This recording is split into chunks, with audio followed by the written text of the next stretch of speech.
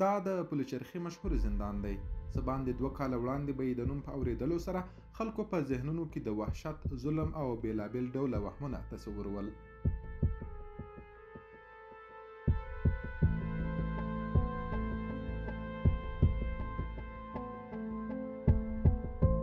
د مسؤلینو په وینا اوس مهال د تیرې ادارې په پرتله بندیانو ته غوره خدمتونه او زیاتې اسانتیاوې برابرې شوي دي. پرسونل خوشحاله یې همیشه د موږ پوښتنه یې کړې ده، د هوایي د ډوډۍ د هر څه بندیانو سره ښه چلند کېږي، د ورزش له لحاظ نه، درس له لحاظ نه.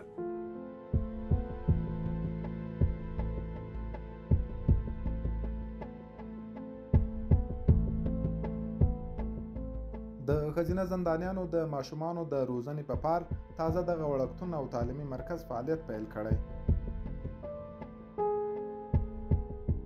زموږ د تحمل نه راوروسته څومره امکانات موږ برابر کړي دي، یعنې دا په تېر رژیم کې دا نه و شوي.